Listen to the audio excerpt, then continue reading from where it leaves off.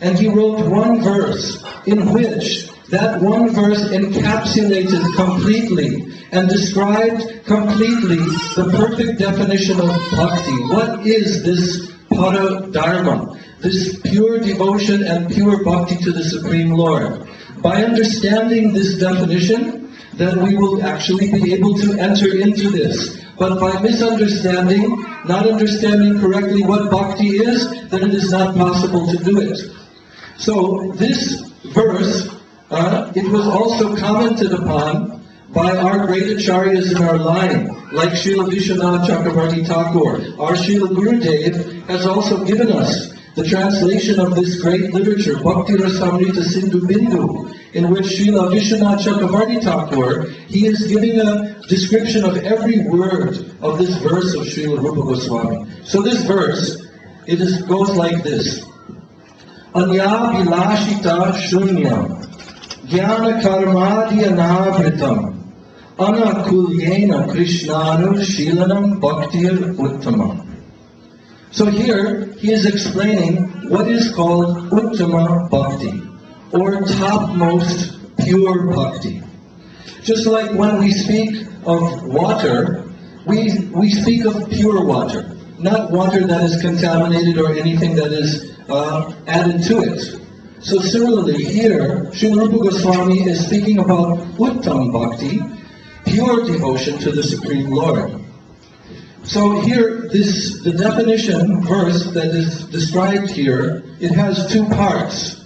That means the Swarup Lakshan and the Tatastha Lakshan. That means the characteristics which are the original or the mool, the important characteristics of bhakti, and the Tatastha Lakshan. That means the marginal characteristics of bhakti. So here, the first two lines of this verse are explaining the Tatastha Lakshan, marginal characteristics of bhakti. What is that? That anya avilashita shunyam jnana karmadi anavritam. If it is going to be Shuddha Bhakti, pure Bhakti to Krishna, then it must be completely devoid of all other desires. Anya avilashita shunyam. It must not have even a tinge of any other desire than to give happiness to Krishna, to benefit Krishna. So here, Anyavilashita Shunyam Jnana Karmadi Anavritam, he explains here that three types of desires, they will cover bhakti. So pure bhakti must not be covered by these three. What are they? Jnana Karmadi Anavritam. First of all, karma. Karma means sense enjoyment, desiring material enjoyment for my own happiness. That can also mean even attaining after this life elevation to higher planets like Swargalok, heavenly planets, and attaining happiness there on the level of demigods. So that desire for material enjoyment in this world, in this life, or even in future lives, that tendency to gain one's personal sense enjoyment, it will cover one's bhakti. So Shuddha Bhakti cannot be covered by that. Jnana Karmadi Anavritam. Then Jnana. Jnana means not knowledge about the Supreme Lord's transcendental personality. That type of Jnana is favorable for Bhakti. But the Jnana which is tending toward impersonal liberation, mukti, in which the soul tries to merge within the existence of the Supreme. Most persons nowadays, they have this misunderstanding that the jivatma, when he attains moksha, the liberation from this cycle of birth and death, that he will merge his existence within the existence of the Supreme All-Pervasive Brahma. So that is a completely incorrect understanding of Vedic knowledge and Vedic truth, because the jivatma is eternal. But those who desire, who cultivate this type of impersonal jnana, nirvishesh jnana, then they will tend to lose their personal existence. So this type of tendency cannot be there in one's performance of bhakti, otherwise it will cover bhakti. but knowledge of the individual nature of the soul. It is called Tvam Padartha Gyan. That knowledge is very good, to understand that I am eternal, servant of God, servant of Krishna, that my existence is meant for His happiness. And Tvam Padartha Gyan means the knowledge of the Supreme Lord, how He is the supreme creator and controller of every living being, and we are possessed by Him. Therefore, our existence is meant for His happiness. So this type of knowledge is helpful for cultivating bhakti. And then Adi, Karmadi. Adi is referring to other types of motivations for happiness in this world, like the practice of the Ashtanga Yoga, mystic yoga system. Some persons also like to cultivate this type of transcendental activity in which they practice Ashtanga Yoga, and gradually, by their very strict practices, they achieve mystic yoga siddhis. These they are not spiritual achievements, they are material achievements. Some mystic yogis can achieve these different 8 types of mystic yoga siddhis or perfections, like Anima Siddhi, Laghima Siddhi. They can become very small, very tiny. They can become very great. They can reach out their hand, Prapti Siddhi, and take anything from within this universe. Like this. We even see nowadays, in India, this is very common, that some persons have some mystic yoga power. And they can produce ashes in their hand or something like this, and they will try to impress people with this mystic power. But here, Rupa Goswami is saying that if someone becomes enamored and motivated by attaining such mystic power, then what will be the result? He cannot do this Shuddha Bhakti. He cannot do Para Bhakti to Bhagavan. So his Bhakti will be covered. So these are the Tatashta Lakshana. These are the marginal characteristics of Bhakti. But then in the next line, Srila Rupa Goswami, he is describing the Swarup Lakshana. That means the intrinsic characteristics that define what really is Bhakti. So what is that? Anakulgena Krishna Anushilanam.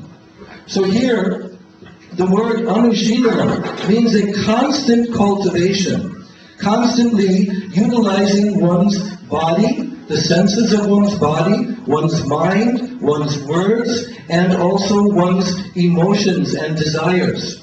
When all of these are constantly being cultivated under the direction of perfected Guru, of real Satguru, who knows the absolute truth, and one is serving his order and serving Bhagavan Krishna under his direction, this is called Anushilanam. And this Anushilanam refers to constant, like the flowing of a jar of honey. If you pour honey out of a jar, it doesn't come out in little droplets, but it comes out in one solid flowing stream. So in the same way, real Shuddha Bhakti will be constantly flowing 24 hours daily without any interruption by one's body, mind, words, and desires. And Anukul means that it must be favorable for Krishna's benefit. Now here, our acharyas have also given some very specific description of this understanding of Anukul. Because we see in the pastimes of the Supreme Lord described in 10th canto of Srimad Bhagavatam, like for example, when Krishna came into the wrestling arena of Kamsa, and there he saw Chanur and Mushtik, very powerful wrestlers. And actually, Krishna often, in his pastimes in Braja, Vrindavan, he would wrestle all the time with his sakas, his cowherd boyfriends. And he would have so much pleasure and happiness from this. So coming into this wrestling arena, Krishna, who is the enjoyer and taster of all rasa, he is Rasika Shekhar. So Krishna also desired to enjoy this activity of wrestling with the wrestlers. But what was their intention? Not to give Krishna happiness and pleasure, no. Their intention was to kill Krishna. That was their order from King Kamsa. So when they were wrestling with Krishna, it was giving Krishna pleasure, because he was tasting ras, vira ras, chivalry. But the wrestlers, they were trying to kill Krishna. So can we say that because they were giving happiness to Krishna, that it was bhakti? No. we cannot. So this is an overextension of the definition. That means that if someone says that just because Krishna becomes happy, that it becomes bhakti, no, it cannot be accepted like that. And then there's also the possibility of underextension of the definition of bhakti. For example, Mother Yashoda, Krishna's own mother in Vrindavan, her every activity, her every thought, her whole existence is for Krishna, for her beloved son Krishna. She is the emblem of motherhood and divine love in Vatsalya Prem. So she is constantly absorbed 24 hours a day. Everything that she does is for the benefit of her beautiful son Krishna. But we see in one of Krishna's pastimes is Damodar Bandhana Leela. So in that Leela, Krishna, he came one morning, he woke up one morning, and Mother Yashoda, she was churning yogurt into butter. And Krishna came when he was very tiny and pulled on Mother Yashoda's sari and wanted to drink her breast milk. So Mother Yashoda, she immediately took Krishna upon her lap and she fed her breast milk to Krishna. But then what happened? She was simultaneously boiling pots of milk on the stove. And suddenly the milk began to boil over on the stove. So she suddenly put Krishna down very quickly and she rushed over to save the milk from boiling on the stove. But what happened? Did Krishna become happy from this? No, he became upset. He became angry to the extent that he thought, I will do some mischief. And then the whole Leela ensued where Krishna went and began to break the pots of yogurt and feed it to the monkeys and so forth. So Krishna, he became angry and upset that his mother had stopped giving her breast milk. But Mother Yashoda was going to take care of the pots of milk on the stove. Why? Because this is for Krishna's benefit. She is going to make very beautiful milk sweets, pera, and so many other preparations, rasgullas, and she is going to give them to Krishna for his benefit, for his happiness. So although Krishna was at that moment not pleased by what she did, but her activity was bhakti. It was the highest form of bhakti because it was for Krishna. So in this way our acharyas have given these very specific definitions that we can understand what is the true nature of anukul, to be favorable for Krishna. So in this way, Rupa Goswami has defined bhakti. There are many, many other more specific understandings by breakdowns of all the different words within the shlok. But in general, this is the meaning of bhakti. So, without understanding what pure bhakti is, what shuddha bhakti is, then we can be mistaken and we can perform something that is only a semblance of bhakti. And there are different types of semblances, bhakti abhas, like aropa siddha bhakti, sangha siddha bhakti.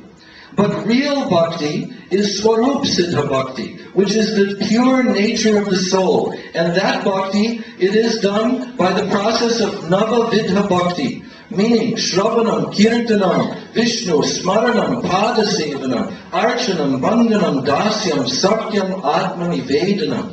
This definition was given by Sri Prahlad Maharaj in Srimad Bhagavatam. So our acharyas are teaching us how to perform pure bhakti, because only by this process can we attain the ultimate goal of life. And therefore the whole Srimad Bhagavatam is beginning with this definition of bhakti. Savai pumsam paro dharmo yato bhaktir adhokshaje ahoituki apratihata ye atma samprasidati. In this way, the Atma will be pleased. Who is the Atma? Ultimately, the Atma, the Supreme Atma, the Paramatma, that is Krishna, Bhagavan Sri Krishna himself. So if we perform this kind of bhakti, then Krishna will be pleased, and the result of that bhakti is that we will attain divine prema for the lotus feet of Krishna. Vansha kalpatu vishta kripa sindhu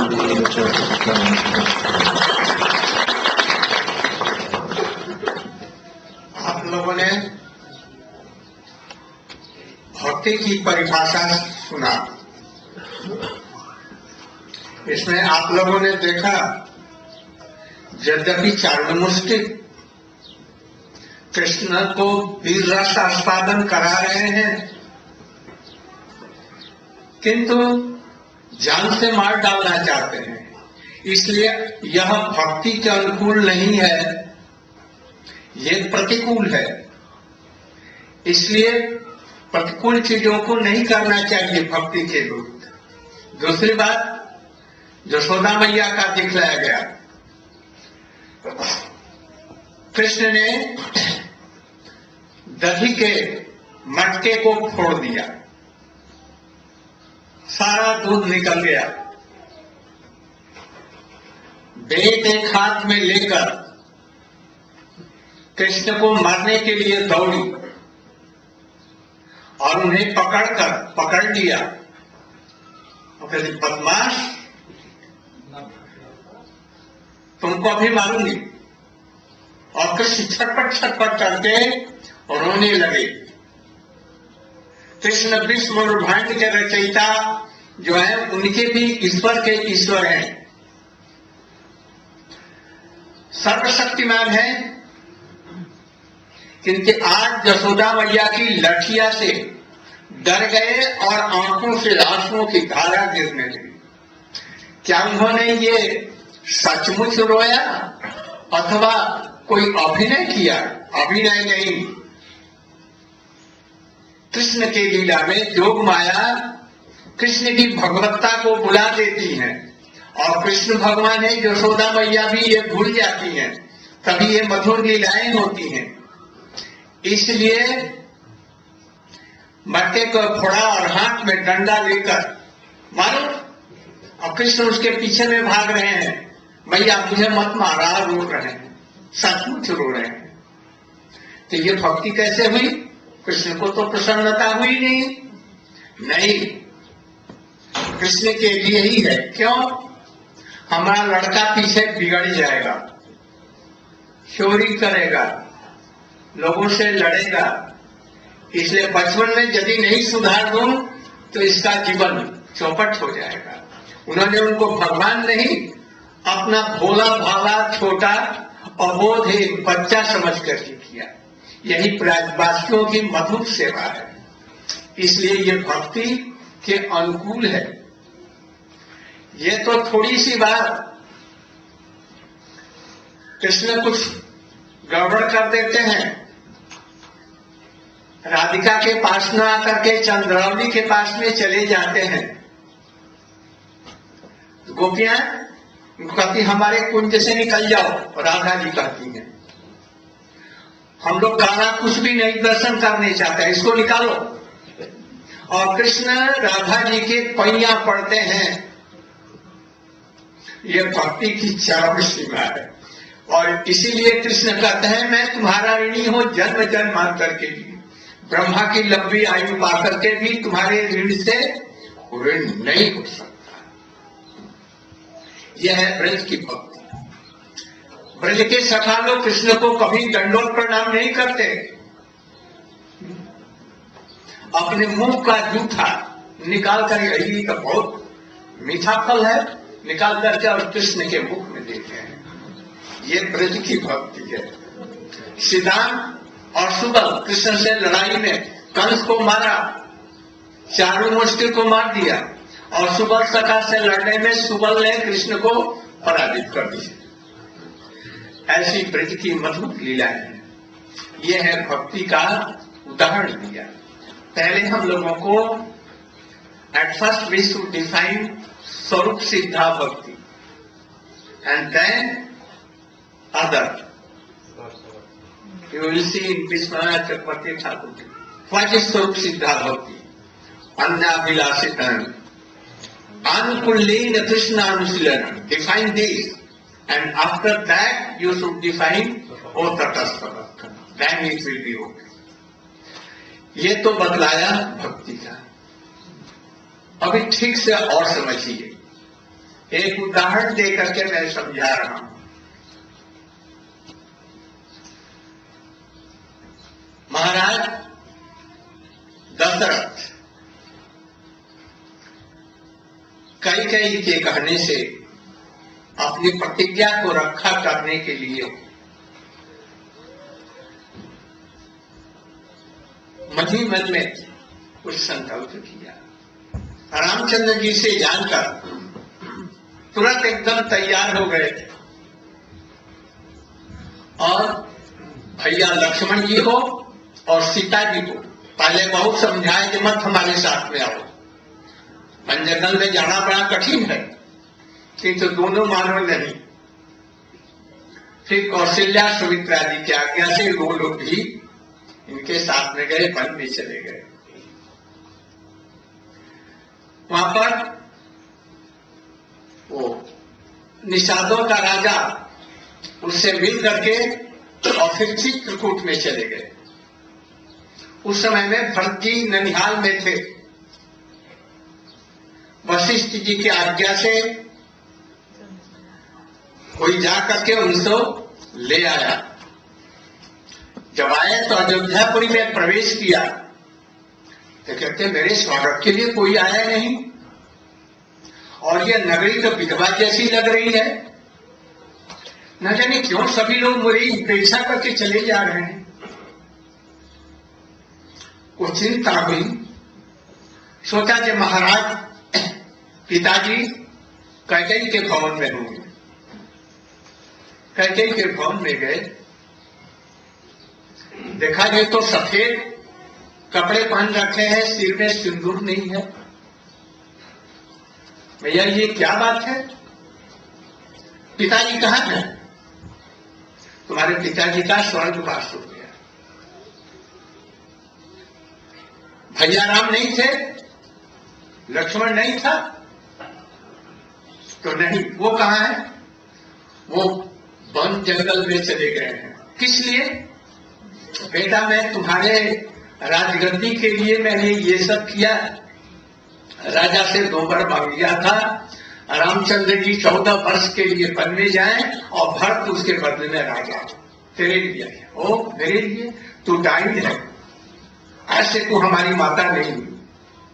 मैं माता और पुत्र का संबंध आज त्याग कर दिया, और राम नहीं यदि हमारे ऊपर में प्रसन्न होते आज तुम्हें काट देता। और शत्रुघ्न जी के कुबड़ी को पकड़ करके अपने लातों से मारा, भरत जी ने मना। और इसके बाद में वशिष्ठ ऋषि को और वहां के सब प्रजाओं को, अपनी सेना को और कौशल्या मैया को, सुमित्रा को लेकर के चले तो कैकेयी रोने लगी और उनसे कौशल्या से कहा कि बहन हमको भी साथ में, हम राम से अपनी प्रतिज्ञा को उल्टा करके उनको लाने की चेष्टा करें। उन्होंने उनको भी ले लिया, गए चित्रकूट में। चित्रकूट में पहुंचे जब तो सबसे पहले कौशल्या मैया से उन्होंने कहा, मैया तू जो कहेगी राम को आदेश देगी, जरूर उनको पालन करना, जरूर पालन करें। हाँ बेटा ये तो ठीक है, तो तुम राम से भैया से कहो जो अयोध्या लौट जाए, राज सिंहासन लेकर के वहां पर। उन्होंने कौशल्या मैया ने कहा कि मैं तो ऐसा नहीं कर सकती। क्यों? क्या मैं गलत हूं? नहीं, गलत नहीं, तुम ठीक हो, किंतु राम भी तो गलत नहीं है। वो तो इतना धर्म में स्थिर है, एक हिमालय पर्वत की भांति। वो टस से मस नहीं होगा। और उसकी बात ठीक है, पिताजी के आदेश को वो कैसे टाल सकता है? मैं नहीं कर सकता। फिर वशिष्ठ जी के यहां गए, गुरुदेव आप जो कह देंगे जरूर मानेगा, उसको आप आदेश दीजिए। उन्होंने कहा कि बेटे मैं तो ये नहीं कर सकता। क्यों? क्या मैं गलत हूं? नहीं, आप ठीक हैं, तुम ठीक हो। तुम प्रेम का तुम अथाह अनंत समुद्र हो, उसमें हिमालय जैसा पर्वत भी डूब जाएगा तो राम हिमालय के समान है, डूब तो जाएगा किंतु तस से मस इधर नहीं जाएगा। इसलिए मैं कैसे कहूं? जो अपने पिता की आज्ञा छोड़ करके चली जाए। हुआ जैसे दूसरे दिन सभा बैठेगी और उसी समय में महाराज जनक वहां पर उपस्थित हुए। दूसरे दिन के लिए सभा हुई। विराट सभा में एक तरफ में वशिष्ठ जी, महाराज जनक और ऋषि महर्षि बैठे, एक तरफ में भरत, एक तरफ में श्री रामचंद्र, लक्ष्मण, सीता बैठे और नगर के लोग सब बैठे। महाराज महर्षि वशिष्ठ जी ने कहा, आज अयोध्या की नाव समुद्र के बीच में डगमग डगमग कर रही है, कोई इसको खेने वाला नहीं है, किंतु ठीक समय पर महाराज जनक जी उपस्थित हुए हैं। ये भरत के भी जैसे पिता हैं और गुरु हैं, वैसे ही रामचंद्र जी के भी गुरु और उनके पिता के स्वरूप में है। मैं इनसे निवेदन करता हूं कि ये दोनों का क्या कर्तव्य है स्थिर करके बतलाएं और उसी के अनुसार में ये लोग करें। फिर उन्होंने जन को कहा, जी महाराज आप जो कुछ स्थिर करेंगे ये दोनों भाई मानने के लिए बाध्य होंगे। महाराज जनक रामचंद्र जी की ओर में देखा, क्या हमारी बात मानोगे तो आप हमारे गुरु और पिता हैं, जरूर मानूंगा। भरत की तरफ देखा, भरत जी कहना, आपने जो निर्णय कर देंगे हम उसको सिर पर रख करके मानेंगे। उन्होंने ध्यान लगाया अपने गुरु को, शंकर जी उनके गुरु हैं, ठीक है, ध्यान लगाया और बोले, भगवान शंकर जो हमसे कहेंगे वही हम कहेंगे। सोच करके थोड़ी देर रुका, भरत की जीत हुई। सब लोग बड़े आनंदित हुए, भरत भी आनंदित हुआ। भरत की जीत हुई माने क्या, अयोध्या में लौट करके सिंहासन ले लेंगे। फिर कहते हैं कि देखो भरत की जीत हुई, बात तो ठीक है, किंतु प्रेम की भी एक मर्यादा होती है। भरत के प्रेम में राम डूब गए, अतः तो राम को भरत की बात माननी है, ठीक है, किंतु प्रेम की एक मर्यादा है। क्या है, हमारा इष्ट देव जो है, जो हमारा जिसको हम प्रेम करते हैं, वो किसमें खुशी रहता है भरत को जानना चाहिए। अभी तक तो भरत तुम अपने लिए सोच रहे थे, रामचंद्र जी यदि वन चले जाएंगे तो हमें बड़ा कष्ट होगा, सबको बड़ा कष्ट होगा, राम को कष्ट होगा कि नहीं ये नहीं सोचते थे। तुम सोचो, जब तुम्हारा इष्ट देव राम किसमें सुखी है और उसकी बात मानो, तब तो तुम्हारा इष्ट देव के प्रति यथार्थ प्रेम है। सुनकर के भरत जी बोले, आज मेरी आंखें खुल गई, मैं स्वार्थी था, मैं स्वार्थ के लिए राम को लौटा लेना चाहता था, आप गुरु ने हमारी आंखें खोल दी। राम के पास गए और चरणों में गिर करके बोले, भैया तुम क्या चाहते हो, तुम किसमें सुखी रहोगे। उन्होंने कहा कि तुम्हारी तो जीत हो गई है, मैं अयोध्या का राज्य हमने स्वीकार किया, किंतु एक बात है, तुम हमारा 14 वर्ष तक प्रतिनिधि रहकर और हमारे राज्य की रक्षा करो, और 14 वर्ष के बाद में बिना एक दिन देरी किए हुए मैं लौट आऊंगा न सिंहासन ले। बस भरत जी ने उनकी खड़ाऊ सिर पर रखी और रख करके राम की परिक्रमा की और लौट गए।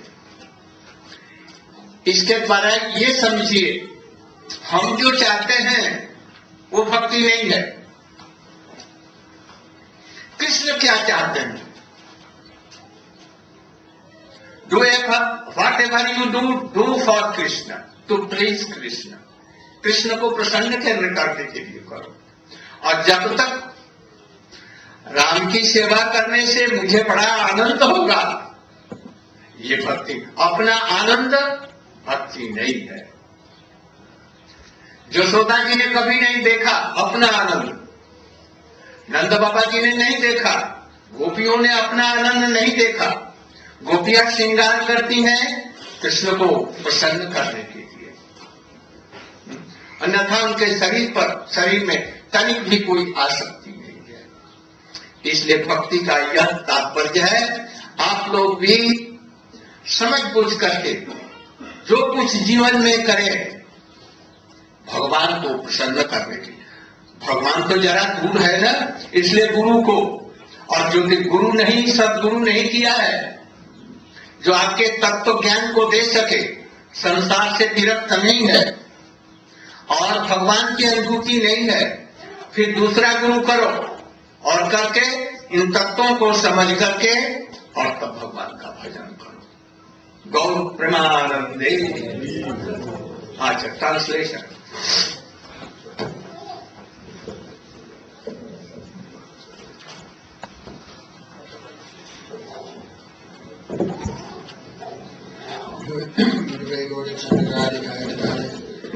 Krishna Krishna Bhakti. So we've heard what is the definition of devotion. Actually, what we're performing now is not really devotion. Therefore, Gurudeva says we can hear this definition of devotion and we can understand whether our practice is in line with this definition of pure bhakti. Therefore, that activity is performed for the pleasure of Sri Krishna, performed by the body, mind, words and emotions in a way that is favorable for Krishna, which is not covered by karma or jnana, and is performed uninterruptedly. This can be called pure devotion. Therefore we heard, what does it mean for the happiness of Krishna? In the definition of devotion we heard that the two wrestlers, Charu and Mustik, they had come to kill Krishna. Therefore, as they were fighting Krishna, then Krishna was very happy. But we cannot call this devotion because their mood was not to give happiness to Krishna. Their mood was to kill Krishna. Therefore, their mood is pratikul, or opposed to devotion. And on the other hand, Mother Yasoda, she was churning milk, churning yogurt to extract the butter for him. But Krishna broke that pot of yogurt, and Mother Yasoda took a stick, and chasing Krishna, she grabbed him. "Oh, rascal boy, I will beat you." And seeing that stick in the hand of Mother Yasoda, Krishna began weeping. Who is Krishna? He is the Supreme Controller. Who is Krishna? He is endowed, he is possessed of unlimited power and potencies. Millions and millions of universes emanate from him, but today he is afraid of the stick in the hand of his mother. Question comes, is Krishna pretending to be afraid of the stick in the hand of his mother? No. Yogamaya, or Krishna's potency, which arranges his activities, arranged that Krishna forgot, I am the Supreme Lord, and Mother Yasoda thinks Krishna is my son. Therefore, when she took the stick, "I will beat you," really Krishna is not joking or pretending, he is weeping. Then someone may ask, is this devotion, making Krishna cry? The answer is a resounding yes. Because Mother Yasoda is thinking, if I do not chastise my son and control him and teach him the path of good behavior, maybe after he'll become a criminal or a thief, his life will be disturbed. Therefore, his benefit, I am chastising and making him cry. Therefore, this is pure devotion. Therefore, she never thinks that Krishna is the Supreme Lord. She always thinks that Krishna is her son.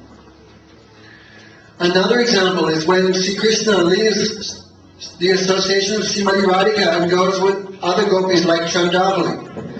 That time Srimati Radhika is very angry with Krishna. She gives an order to her servants, "Don't let that black fellow in here. He is black inside and out. In fact, nothing black should come within my vision." and she gives many types of abuses to Krishna. The Guru says, is this bhakti? This is the topmost level of devotion. In fact, that type of devotion is so high that Krishna himself admits, now pari ham mera viju samujam. Oh Gopis, I cannot repay your spotless service. I am indebted to you. Krishna said, even if I had a very, very long lifetime, I cannot repay my indebtitude to you. Therefore, this mood is called Braja Bhakti, or devotion in Vrindavan. The cowboys, they never give pranam to Krishna. If they're eating some good fruit, they give in the mouth of Krishna. Take this, it's very nice. Then someone may think, this is offense, but this is not offense. This is pure devotion, because they're doing only for Krishna's enjoyment. The friends like Srila and Subal, they wrestle with Krishna and defeat him by throwing him on the ground. But Krishna feels great happiness by this. Therefore, these are some examples of the sweet dealings in Vrindavan. Guru said, here's a nice example so you can understand what is devotion actually. When Dasharatha Maharaj had given 2 promises to his wife, Kaikeyi. Therefore, Kaikeyi demanded, on the eve of Ram's coronation of king, give me these 2 promises. What do you want? I want that Ram will go to the forest for 14 years, and I want my son Bharat will be king. Therefore, Dasharatha Maharaj was forced to keep his words. Therefore, Ram was going to the forest alone, but Lakshman and Sita, they requested, we will go to the forest with you. Then Ramji tried in various ways to make them understand forest life is very difficult. But finally, all went to the forest, all 3. At that time, Ram went to, as he entered the forest, he met Guyaka, the king of the forest people. Then from there, he went to Chitrakoot. So meanwhile, Ram's brother, Bharat, he was not in Ayodhya when all this was going on. He was in another city, Nainital. Therefore, when Bharat, he came back to Ayodhya, the city of Ram, then he saw no one is welcoming me, everyone looks very much depressed, Ayodhya looks like a widow, in fact people are neglecting me, what's happening? Therefore he thought, I cannot see my father, maybe my father is with my mother, Kaikeyi. Therefore Bharatji went there to the palace of his mother. Then he saw my mother is dressed in white cloth. Immediately when the husband dies, then the lady puts on white cloth and does not put any decoration on herself. And he saw my mother has white cloth and no decorations, no ornaments. What happened? She said, oh, your father has achieved a higher destination, means he's left this world. Then he said, I cannot see Ram or Sita. Oh yes, I have done this for you. I requested 2 benedictions from your father that Ram will go to the forest and then you will be king. I have done all this for you. Then Bharat became very angry. I will never call you mother. I will call you Queen Kaikeyi, but I will never call you mother. Our relationship is finished because you have opposed and offended Ram. Therefore Bharati, he took all the citizens and ministers to the forest to try to persuade Ram, you should come back to the Ayodhya and enjoy the happiness of being the king. Therefore, especially Bharat was very intelligent. He took 3 people with him because he knew that Ram always listens to the advice of 3 people. One was his mother, Kausalya. One was Vaishishta, Gurudeva, and Janak Maharaj. Janak came after. Anyway, so they all went to the forest. Then Bharati prayed to the mother of Ram. Oh, you please, you request Ram to come to the forest, he will always obey your instructions, he must come back. Then Kausalya said, I cannot do that. And Bharat said, am I wrong in my thinking? She said, no, your thinking is perfectly correct, but how I can tell Ram to give up the order of his father? I cannot do that. So then Bharati went to the Guru, Vasishta, and said the same thing. Oh Gurudeva, if you order Ram to come back to Ayodhya, then he must follow your instruction. Then Guru said, I cannot do that. Then Bharati said, am I wrong in my thinking? No, your thinking is perfect. Your prayer is like an ocean, and Ram's following of religious principles is like a Himalayan mountain. Himalaya never moves. It stays very strong. And sometimes even the ocean may cover a mountain, but the mountain remains fixed in his position. Therefore I cannot order Ram to give up the order of his father. Then finally Janak Maharaj came. Then Bharati said, oh, Janak Maharaj, you are like the Guru. if you order Ram to return to the city, then he must return to the city and become king. Then Janak Maharaj said, I will give an answer tomorrow. Then on the next day in the forest, Janak Maharaj, Vasishtha Rishi and the other saints were on one side. In the middle was Ram, Lakshman and Sita. And on the other group was the various citizens watching. And Bharati, so he was also there. Therefore, Bharati asked, Vasishtha Rishi said, now the boat of Ayodhya is rocking in the ocean, it's about to sink, but we have been saved by the presence of the great knowledgeable saint named Janak. Therefore, please give an answer to the question. Therefore, Janaki said, if I give an answer, everyone will accept. Then Balaji said, yes, we will accept your order. And Ramji said, whatever you say, we will follow. So Janak Maharaj closed his eyes and he remembered his spiritual master, Lord Shiva, Shankar. And he said, whatever Shankar inspires in my heart, I will give that answer. Therefore, all agreed to accept the opinion of Janak Maharaj. So, Janak Maharaj said, Bharat has won. And everyone became ecstatic, Haribol. That means Bharat has won, that means Ram must come back to the kingdom. He will become king. Everyone was very, very happy. But then Janak Maharaj said, still, one thing you should answer. Oh Bharat, can you tell me, what is prema? What is pure love? And Bharat thought, I said, I cannot answer. Gurudeva, you tell me, what is the definition? What is the meaning of prema, pure devotion? Then Janak Maharaj said, prema also has its own rule. It's marjada. What is that? In prema, one should only have one thinking, how I can please my Lord, how I can please my worshipful deity. Therefore, Bharat, you should think, what does Ram want? How can I make Ram happy? Then Bharat began weeping. Oh really? I never knew what was prem. Until today, my eyes were closed. But your answer has opened my eyes. Because I was only thinking of myself, Bharat said. Because I was thinking, if Ram comes back to the city of Ayodhya, I will be very happy. But I never asked Ram, what do you want? How I can please you? Therefore, weeping, he asked Ram, oh please Ram, you tell me your desire, and I will follow your order, your instruction. I want to please you. Then Ram said, I want that I will go to the forest for 14 years. And I will take the kingdom and I will give it to you as my representative. Therefore, I will go to the forest and I want you to be king of Ayodhya as my representative. And after 14 years, I will return. I will not be one day late. Therefore, Bharat took the shoes of his brother Ram on his head and went back to Ayodhya as representative of the king. Therefore, Gurudeva says, what is devotion? Devotion means everything I do is for Krishna's happiness, how I can please him.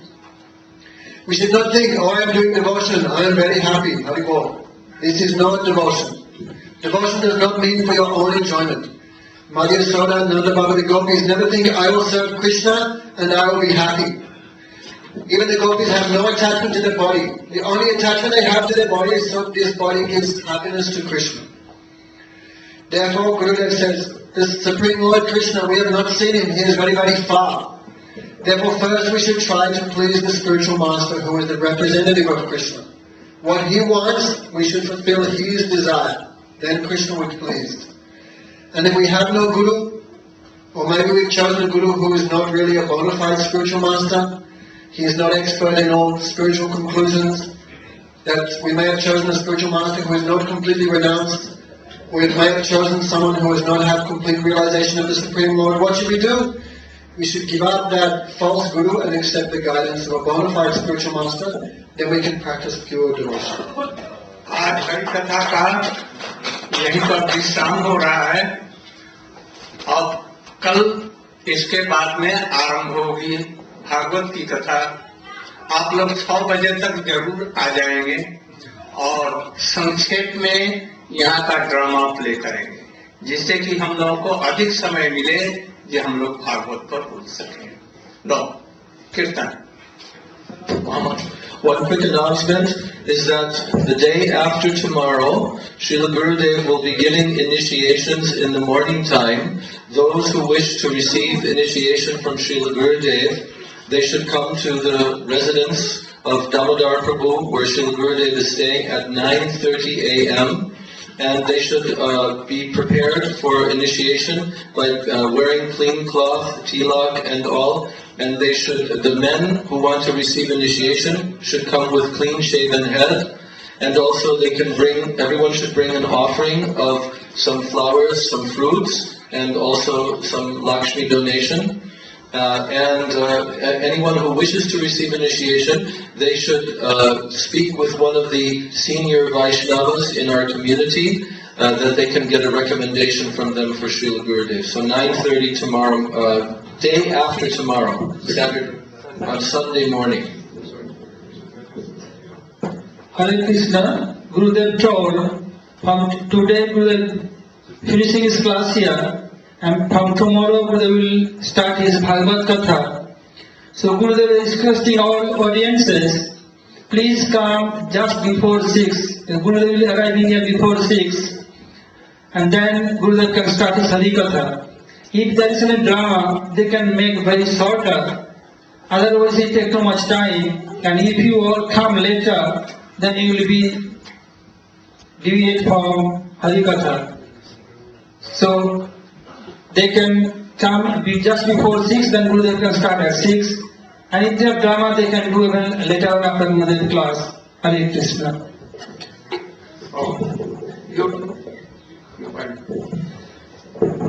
Jai Srila Gurudeva ki Jai. Hare Krishna, Krishna Krishna, Hare Hare, Hare Rama, Rama Rama, Hare Hare.